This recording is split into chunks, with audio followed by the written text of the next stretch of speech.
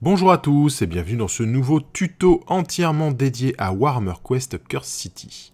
Effectivement, dans Warhammer Quest, ce qui nous intéresse beaucoup, ce sont les figurines qui sont d'une qualité incroyable et qui ont un style très particulier qui nous ramène un peu à la belle époque de Mordheim. Un style comme ça, médiéval, désespéré, un genre de post-apo du Moyen-Âge ou quelque chose dans le genre. Et du coup, on a des personnages vraiment hauts en couleur, très typés, très caractérisés. Donc là, on va s'occuper de la peinture de Glorio Van Alten III, un noble déchu en fuite qui revient à Ulfenkarn pour obtenir vengeance et redorer le blason de sa famille. Sur cette figurine, on va traiter notamment le rouge de son manteau, qui est assez important sur cette pièce, qui lui donne le côté très noble comme ça. On va traiter des métaux comme l'acier et l'or, de la peau, et aussi du cuir et des tissus bleus, qui vont me servir pour les habillages en dessous, donc notamment sa ceinture façon foulard, et son pantalon. Comme d'habitude, désormais, le tuto est en deux parties, avec une première partie assez simple, à base de contraste, accessible, très facile à mettre en place. Vous allez voir quelques petites astuces pour donner de la profondeur et du contexte à votre figurine.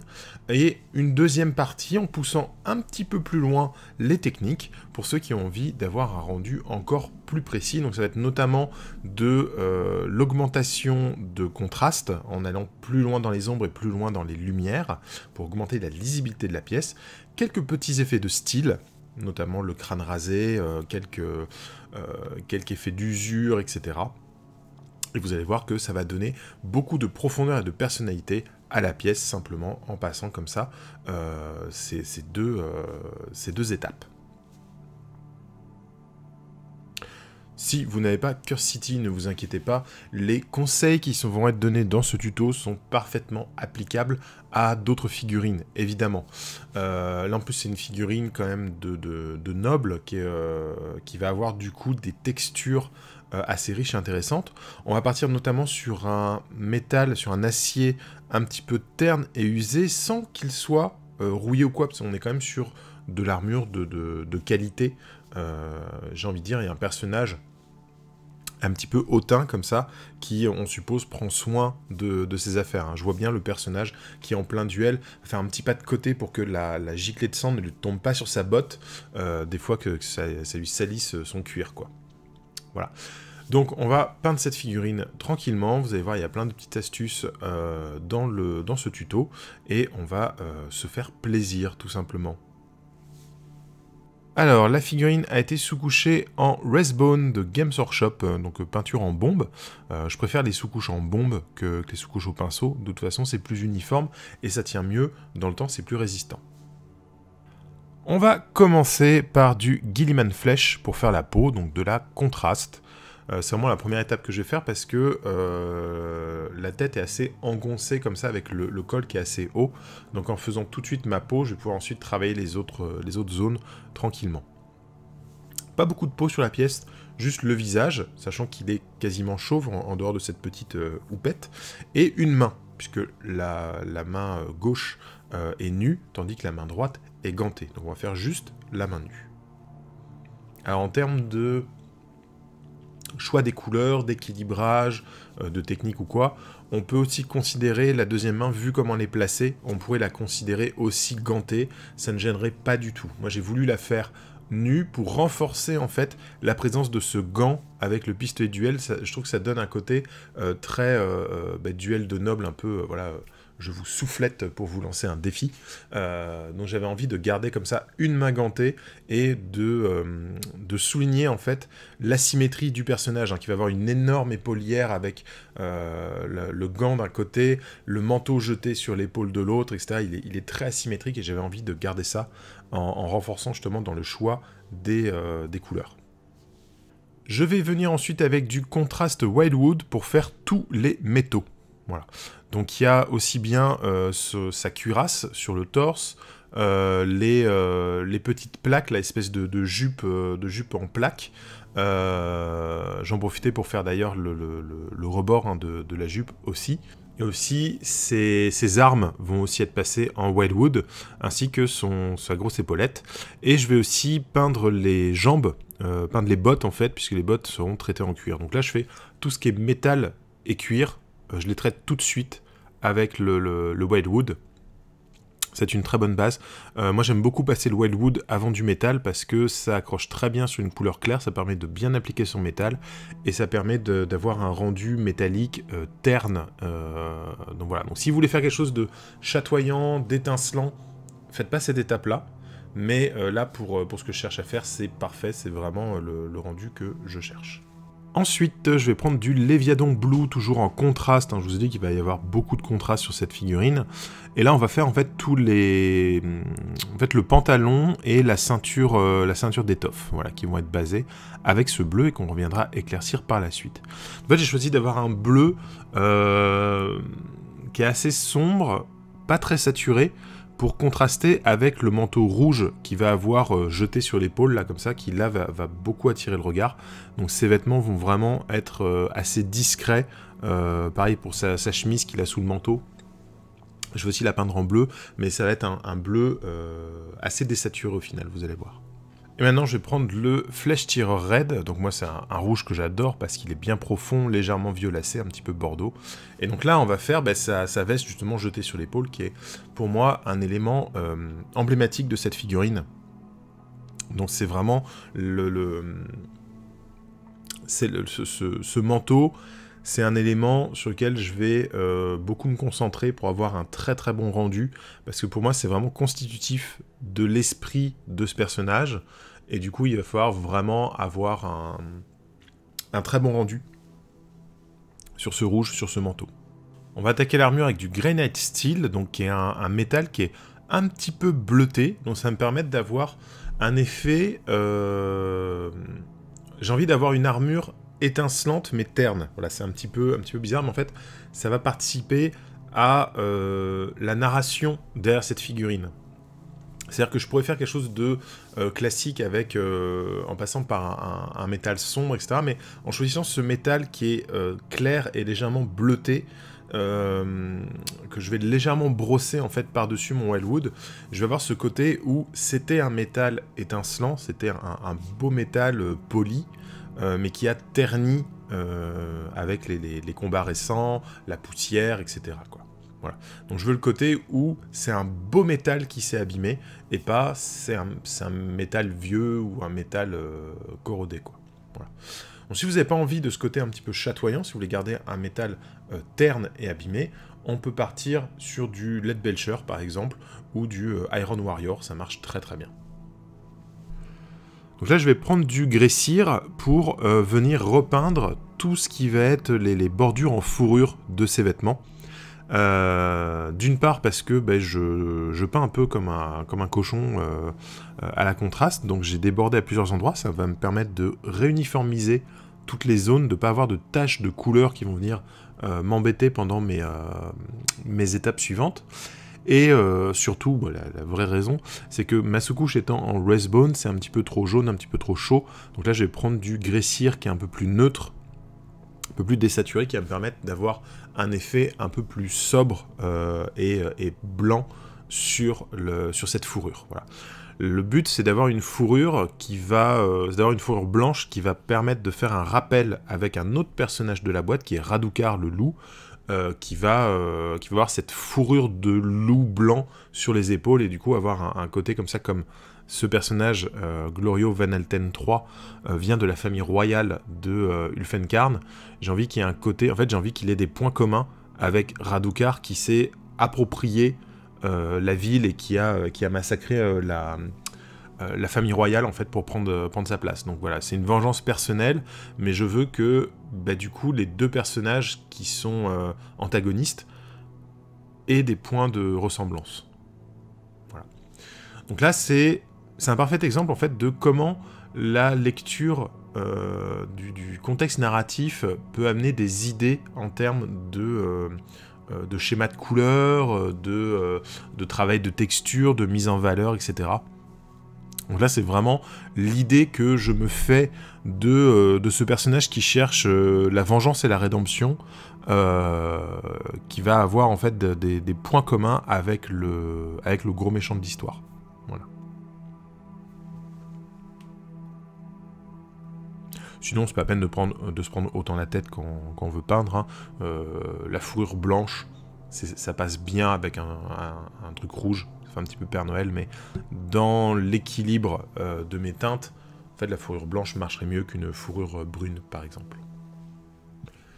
J'attends que mon grès-cire soit bien sec et je viens avec du Basilicanum Grey, toujours en contraste, et je vais du coup repasser cette fourrure pour avoir un petit côté un peu foncé. Ce qui est sympa, c'est qu'en diluant un tout petit peu, en fait, je trempe juste mon pinceau dans l'eau avant de venir chercher la contraste. Ça me fait une sorte de lavis, mais assez dense, et ça va bien marquer mes creux sombres. J'aime beaucoup le Basilicanum Grey pour ça. Mes creux vont être bien sombres tout en ayant mes pointes assez claires. Alors je vais prendre du Orange Brown de Model Color. Alors c'est la première petite exception. Je ne vais pas utiliser que des peintures Games Workshop, mais si vous voulez, vous pouvez parfaitement partir sur de la peinture Games Workshop hein, pour continuer le tuyau. Le but là, c'est d'avoir un brun très clair. Donc on peut partir sur un Gortor Brown ou un Baller Brown par exemple chez Games Workshop. Mais là, moi, c'est une couleur que j'aime beaucoup chez Vallejo, le orange, le marron orange là, donc. Voilà. Et ça me servir, en fait, je vais commencer à éclaircir les cuirs, donc tout ce que j'avais fait en Wildwood, mais qui avait pour but d'être ensuite éclairci en brun et pas d'être métallique. Donc je vais faire les bords comme ça, commencer à éclaircir avec ce marron orange, notamment la ceinture. Hein. Et je vais aussi faire les bottes, et là sur les bottes, je vais faire des petits points et des petites lignes à certains endroits, comme ça en tapotant un petit peu mon pinceau, pour faire un petit peu un côté cuir craquelé. Donc je vais apporter de la texture à mon cuir pour habiller un petit peu la pièce. Alors ça c'est une petite astuce de cache-misère, tout simplement parce que là je n'arrive pas à faire un bon fondu, un bon dégradé, donc je préfère apporter de la texture, jouer sur des points où je suis à l'aise, là voilà, apporter de la texture par des petits points, plutôt que d'essayer un fondu que je risque de rater. Ensuite, autre petite astuce pour éclaircir du cuir, c'est utiliser une couleur chair assez claire. Là, c'est la chair bronzée Prince Auguste Vallejo, mais vous pouvez partir sur un Catachan, non c'est pas Catachan, c'est Cadian Flesh Tone par exemple, ou même un Kislev Flesh, pour rester dans la gamme Games Workshop. Voilà. Et là, je vais faire des petits points et des petites lignes sur les bords des éléments en cuir pour donner le côté un petit peu craquelé. Hein. Par exemple, sur une ceinture en cuir, vous allez avoir les deux bords de la ceinture qui vont craqueler pour faire des lignes qui vont se rejoindre vers le centre de la ceinture quand ça va s'user, quoi. Donc voilà, ça me permet de faire mes éclaircies et en même temps d'apporter encore un petit peu plus de texture, un peu plus de vécu, du coup, au personnage.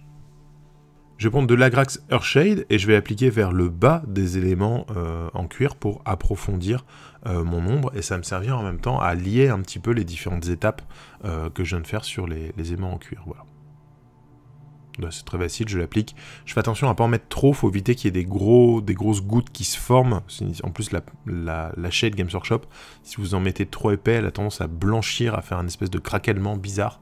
Donc voilà. Donc là, vraiment, je l'applique vers le bas de mes éléments en cuir pour renforcer mes ombres.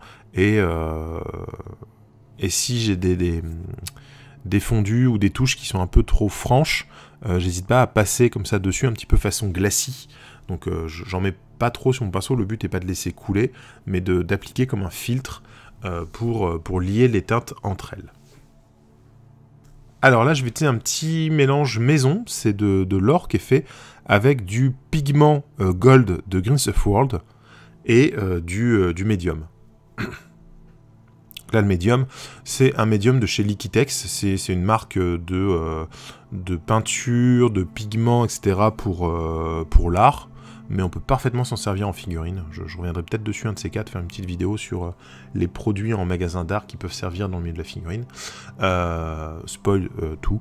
Mais là, du coup, c'est une petite préparation que je me suis fait. Donc c'est un petit pot Army Painter, ils vendent des pots vides. Donc là, c'est un petit pot dans lequel je prépare mon mélange à l'avance, qui est un mélange de pigments purs et de médium. Et je peux jouer en fait sur l'épaisseur de ma peinture par rapport à la dose de médium que je rajoute dans le mélange. Donc là, j'avais envie de faire avec ces pigments, parce que c'est un produit donc de Greenstuff World, c'est du pigment métallique, c'est pas du pigment de couleur métallique, c'est un pigment qui est vraiment métallique. Et c'est hyper impressionnant à travailler, donc voilà, j'avais envie de m'en servir ici. Donc là, on va faire la garde de l'épée, on va faire quelques petits aimants de déco, et on va faire son épaulière. Avec ça, je le passe, et il a vraiment un effet un petit peu waouh. C'est pas comme... vous allez voir par la suite, je vais utiliser un autre doré dans la gamme Games Workshop, et du coup, c'est pas tout à fait le même rendu en fait quand on les met côte à côte, c'est pas pareil. Là, il y a un côté un petit peu plus froid sur le métallique, quoi, qui est vraiment intéressant. Je vais revenir avec de l'Agrax Earthshade, et je vais passer là tous les éléments dorés, pour pouvoir ombrer les creux et apporter un petit peu plus de volume comme ça à ce que je viens de peindre avec le doré. Donc ça va vraiment me servir de guide pour ensuite rééclaircir, et ça va faire ressortir un petit peu les gravures qui sont à l'intérieur, notamment l'épaulière. Une fois que j'ai tout peint en doré, ça perd beaucoup en lisibilité.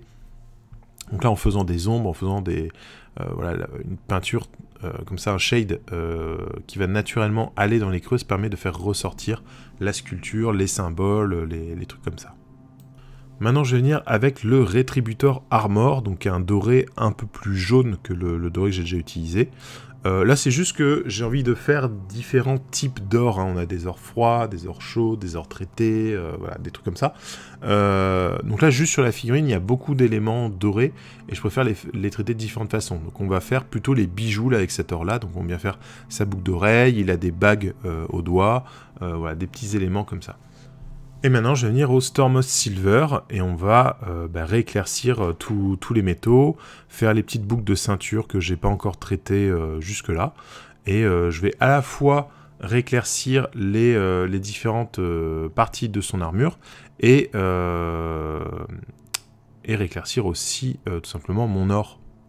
Faisant des petites lignes comme ça, ça va me permettre d'avoir quelque chose de beaucoup plus défini, avec des volumes mieux soulignés, etc.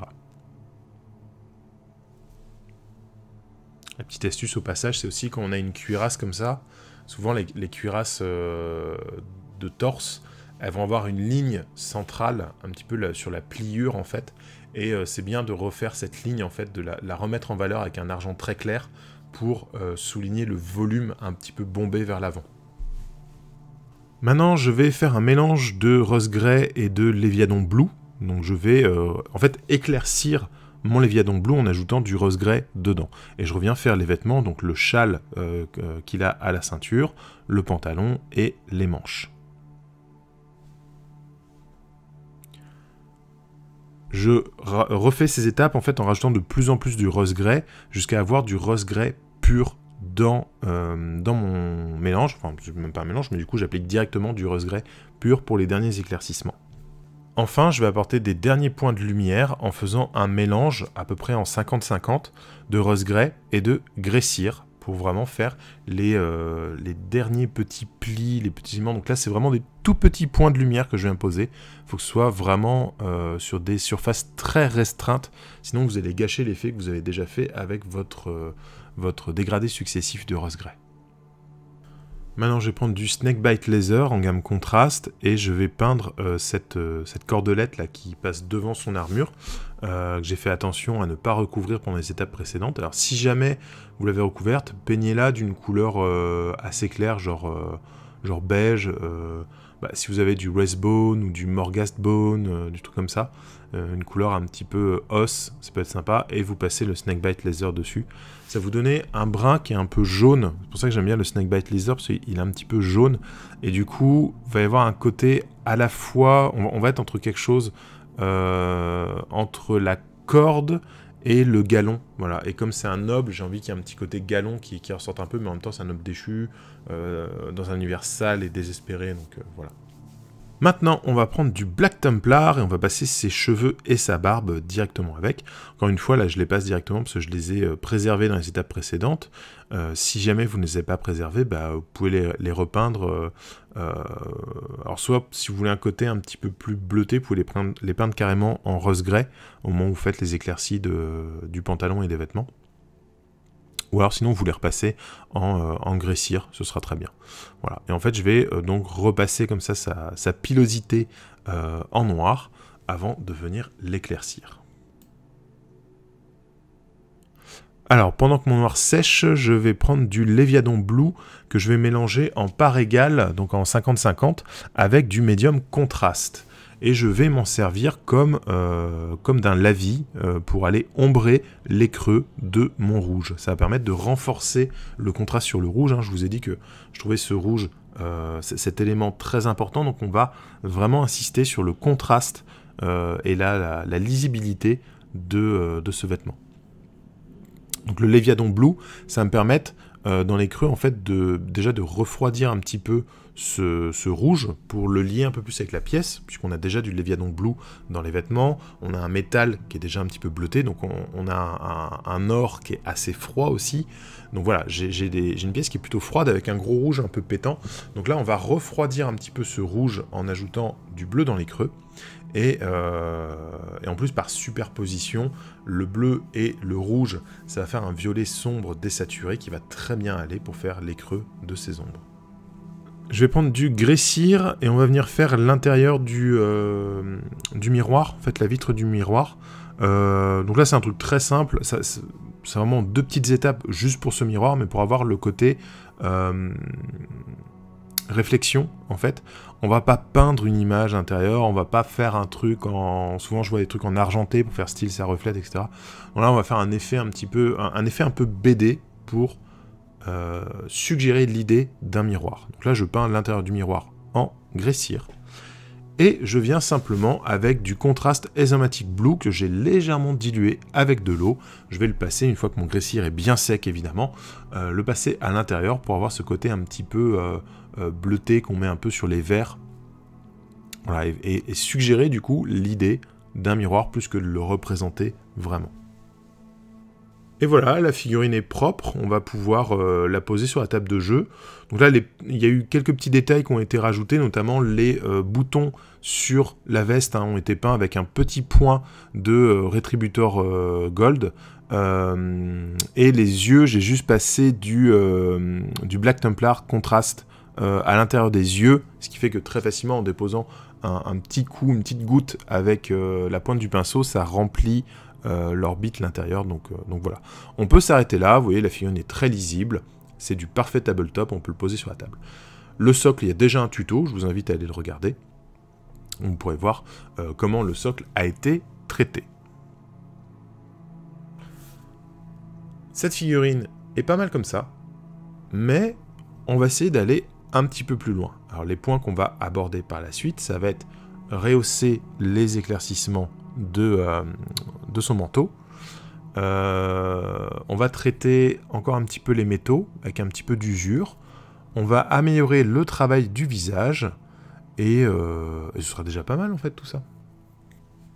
Alors on va prendre de l'Agrax Earthshade et on va venir foncer en fait les creux de l'armure, notamment les parties entre les plaques, sur la cuirasse, le long des zones de jonction en fait avec d'autres éléments, donc avec le manteau, avec la ceinture, etc. Et là les plaques en bas, on va bien les teinter en poussant la peinture vers le bas des plaques pour avoir un côté un petit peu ombre naturelle de lumière zénitale. Voilà, donc je vais renforcer mes ombres sur ce métal en le ternissant encore un peu plus, donc il va être un peu moins brillant qu'il ne l'était. Mais ça, c'est pour préparer l'étape suivante. Puisque maintenant, je vais venir avec du Stormos Silver et je vais rehausser tout ça. Donc on va bien souligner la ligne. On fait quasiment du brossage, mais un brossage pas trop sec et vraiment avec un petit pinceau bien maîtrisé pour aller à certains endroits précis. Donc on va rééclaircir un petit peu les plaques d'armure, on va insister, vous voyez, sur cette ligne sur le ventre pour avoir la partie bombée de la cuirasse, et on va rééclaircir comme ça plusieurs endroits, pour avoir des côtés qui réfléchissent vraiment la lumière. On va insister sur la boucle de ceinture, sur le pistolet, etc. Maintenant je vais reprendre du rose grey, et on va éclaircir ses cheveux, parce que là les cheveux c'était juste en Black Templar, c'est pas super intéressant, donc là on va rééclaircir avec du rose grey. J'aime bien le rose grey pour éclaircir du noir, parce que c'est pas un gris neutre, c'est un gris bleuté, et du coup je trouve que ça apporte un petit côté un petit peu plus intéressant à un gris pour éclaircir du noir. Et ensuite je viens avec du grès cire dilué, et que je vais placer comme ça par petites touches, pour marquer les zones un peu plus lumineuses, enfin qui vont capter plus la lumière sur sa mèche, sa moustache et sa barbe. Ça permet d'avoir des éléments très détachés, très visuels, du coup, en plus cette petite moustache qui rebique, la petite barbichette là, ça permet de bien les souligner et qu'ils soient beaucoup plus lisibles en fait. Je vais ensuite profiter du grès cire pour rehausser toutes les zones de fourrure de son manteau. Donc je vais faire quasiment du brossage en fait, mais la figurine est très bien gravée, donc c'est très facile à faire. On va juste rehausser en grès cire comme ça les petites pointes de la fourrure, pour encore une fois avoir un contraste plus important entre l'ombre et la lumière, et du coup avoir une meilleure lisibilité de la pièce. Je vais maintenant prendre du Incubi Darkness. Alors, à quoi il va me servir à votre avis? Je vais l'utiliser pour ombrer le cuir. Parce que le cuir, en fait, ça va être une sorte de orange foncé, un peu désaturé. Donc là, je vais utiliser un peu la règle du cercle chromatique, en allant chercher un bleu désaturé, un bleu un peu vert, pour vraiment être en opposition comme ça avec ce marron. Et l'Incubi Darkness, c'est une couleur que j'adore. En gamme Prince Auguste Valero, vous avez le bleu marine foncé qui est aussi excellent pour faire ça. Et je trouve que pour assombrir du cuir, c'est vraiment génial comme teinte. Maintenant, je vais prendre du Evilson Scarlet et on va rééclaircir son manteau rouge. Donc, je fais bien toutes les bordures. Alors, à ce moment-là de la peinture, je me demandais si l'ourlet de sa veste, j'allais pas le faire en jaune, et je me suis dit que c'était peut-être un petit peu too much. Mais à vous de vous poser la question sur votre figurine, est-ce que vous faites l'ourlet en jaune ou pas, un peu façon Toréador. Moi, j'ai décidé finalement de le laisser comme ça, déjà parce que sinon, ça faisait trop de choses à expliquer dans ce tuto, et puis je me suis dit que déjà en rouge, ça me plaisait bien, donc je me suis arrêté là. Donc là on a l'habitude, c'est le rouge que j'explique plusieurs fois à travers les tutos, vous commencez à le connaître. Donc un bon rouge rehaussé, voilà, Evilson Scarlet, et ensuite on va passer à la couleur suivante, avec du Wazdaka Red. Et voilà, je continue mes éclaircissements sur des zones un petit peu plus restreintes, et en me concentrant surtout sur le haut de la figurine. Donc ça, c'est assez facile à faire. Vous m'avez vu le faire plusieurs fois à travers les tutos. Donc voilà. Et pour ceux qui suivent la chaîne, vous connaissez déjà l'étape suivante, le Dorn Yellow. Et là, des tout petits points, mon Dorn Yellow est bien dilué pour pas trop marquer en fait. Il va un petit peu se fondre avec les étapes précédentes. Et là, je vais venir faire des tout petits points de lumière pour vraiment rehausser ce rouge. Alors, encore une fois, on est sur un noble, donc j'aime bien imaginer que c'est un manteau qui est fait dans une matière un peu riche, un peu iridescente, et du coup vraiment partir jusqu'au jaune, avoir des petits reflets jaunes, des ombres bleues et tout très marquées, ça permet d'avoir un aspect très riche, en fait, très profond, et du coup ça souligne la noblesse du personnage. Maintenant, je vais prendre du White Flesh, donc c'est chez Valero dans la gamme Nocturna, donc c'est pas évident à trouver, mais c'est une très bonne couleur. Alors si jamais, le plus proche en Games Workshop, j'ai envie de dire, ce serait le Pallid Witch Flesh, mais il manque le côté, il est un peu trop gris, enfin presque blanc cassé, pas assez rose. Mais voilà, cette couleur-là est très très chouette, et là je vais rehausser toute ma chair en fait, donc rehausser les doigts de la main, et surtout retravailler le visage, donc me focaliser sur les arcades sourcilières, le nez, les pommettes.